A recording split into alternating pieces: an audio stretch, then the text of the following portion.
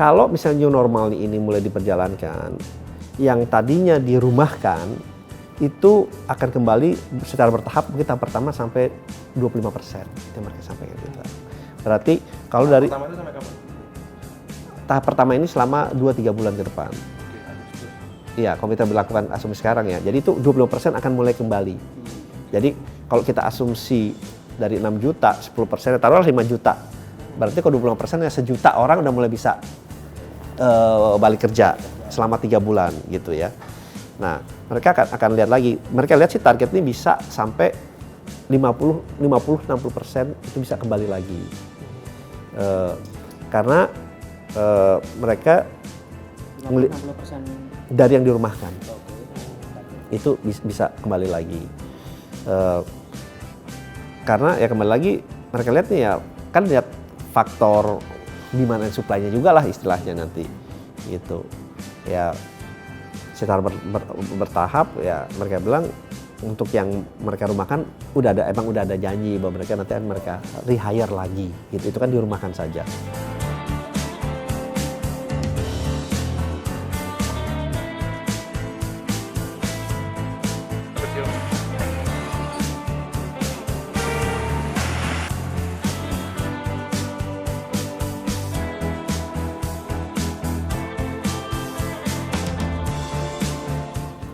Reguler lah kita bicara dengan teman-teman asosiasi industri ya, mereka bilang ya kita sebagai dunia usaha menghadapi new normal ini kita harus siap, harus beradaptasi, berkreasi dan berinovasi dengan cepat ya.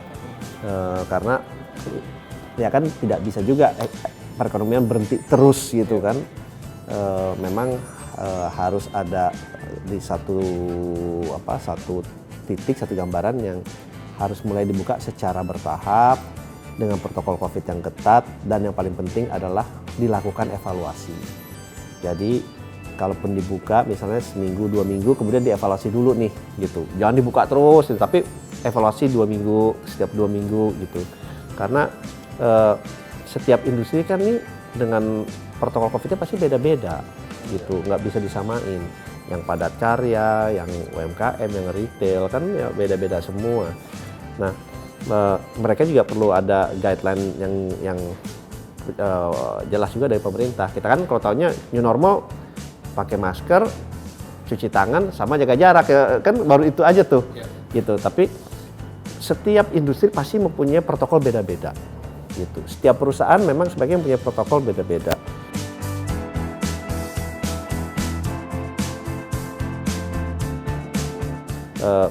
Dan protokol COVID ini udah pasti akan menambah cost, udah pasti, gitu. Saya bicara dengan mereka, contohnya misalnya dulu di pabrik satu ruangan bisa 100 orang, mereka udah hitung sekarang dengan protokol COVID maksimum mungkin 60 orang udah maksimum. Plus mesti dikasih masker, plus mesti dikasih masing-masing hand sanitizer setiap orang. Kemudian ya karena jaga jaraknya itu ya, jadi nggak optimal.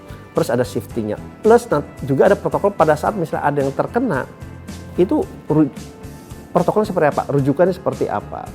Nah, mereka pun ada yang kalau yang besar saya tahu malah mereka udah siap sampai harus booking satu tempat atau satu hotel kalau misalnya ada hal-hal seperti itu.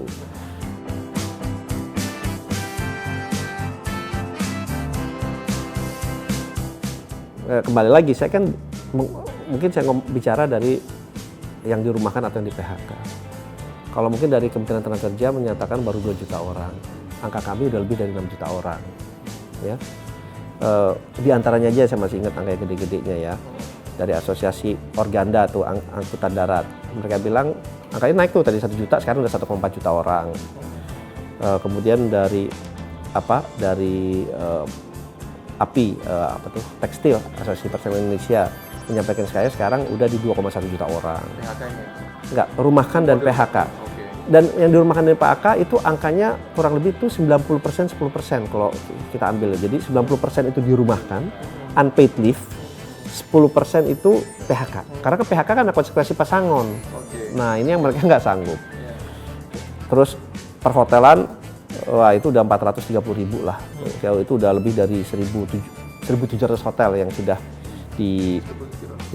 yang sudah tutup dan melapor. Dan itu baru di 31 provinsi yang melapor. Gitu. Paling banyak di Jawa Barat.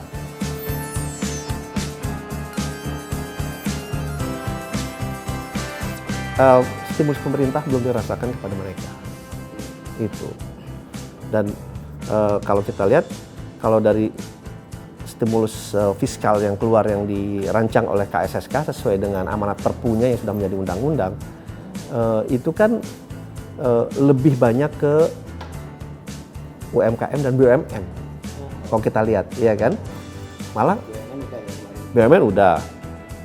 UMKM memang kita dorong untuk di ini. Tetapi kita kan dunia ini terus terang nih, asosiasi pas melihat angka itu langsung bicara sama saya. Kontribusi perekonomian terhadap GDP kita 87% loh, dunia swasta. Gitu. Nah, dalam penyelamatan ini kan penyelamatan nih, mestinya tidak boleh ada diskriminasi. COVID sendiri tidak mendiskriminasikan, kalau pengusaha besar atau pengusaha menengah nggak kena COVID ya, kena UMKM dulu atau BUMN dulu, kan nggak gitu. Sehingga mestinya proses penyelamatan oleh pemerintah tidak boleh ada diskriminasi. Tidak boleh.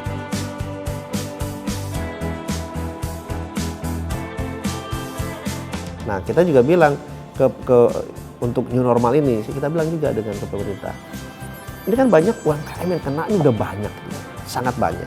Cek aja ke BRI lah, yang paling ini, ke BCA. Nah, untuk mereka memulai usaha barunya lagi, mereka kan perlu likuiditas. Likuiditasnya harus dari mana? Harus dari perbankan, karena 80% keuangan sektor keuangan kita masih dari perbankan. Perbankan, untuk mereka mengeluarkan itu, mereka perlu ada credit risk di mereka. Di negara-negara, nggak usah deh yang jauh-jauh, negara ASEAN, mau Thailand, Malaysia, Singapura, pemerintah memberikan jaminan kepada perbankan 80% sampai 90% dari new money yang dikeluarkan oleh perbankan dijamin oleh pemerintah. Dengan gitu bank juga lebih berani mengeluarkan. Karena kenapa?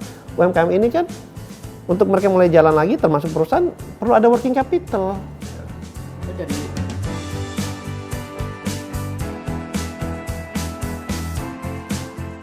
Ini kita bicara dari segi cash flow ya, dari segi likuiditas.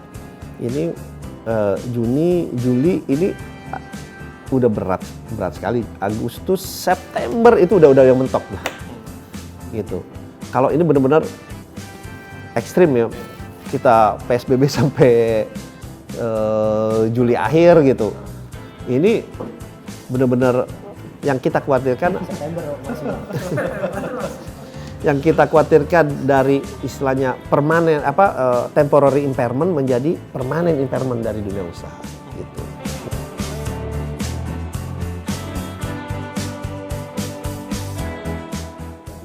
Ya, kalau misalnya new normal ini mulai diperjalankan, yang tadinya dirumahkan itu akan kembali secara bertahap, kita pertama sampai 25%.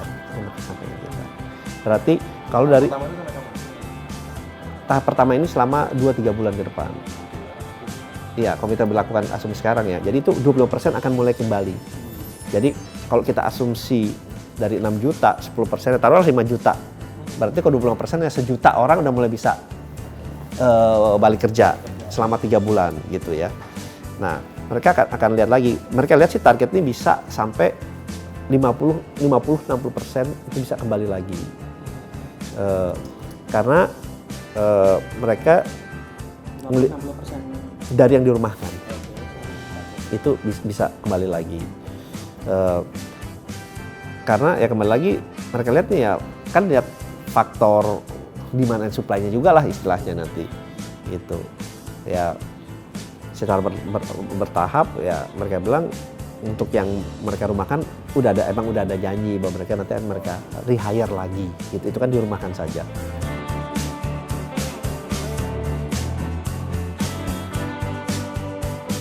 Ini yang kita sampaikan bahwa pendataannya faktor kesehatan itu sangat penting. Jadi itu harus dipercepat aja gitu.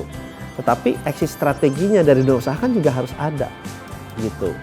Nah, dan kita tahu bahwa tidak ada vaksinnya dalam waktu dekat lah. Jadi memang harus sudah mulai dipikirkan exit strateginya itu kapan. Karena iya timingnya, karena Ya ini nggak ada pilihan yang enak, emang nggak ada gitu. Ini dibuka bapak menderita, nggak dibuka ibu yang menderita, istilahnya gitu kan. Jadi kata Pak Jokowi itu berdampingan dengan virus itu emang mau nggak mau. Ya menurut saya emang benar yang disampaikan Bapak Jokowi, emang harus berdampingan gitu, harus berdampingan benar gitu. Kan nggak mungkin juga kita bilang udah pokoknya kita harus sehat dulu, ekonomi tutup dulu. Nah itu yang saya bilang, dari hungry man menjadi angry man, ya itu. Iya, tutup terus, ekonomi nggak jalan, orang lapar, ya repot. Orang udah urusan perut kan udah repot.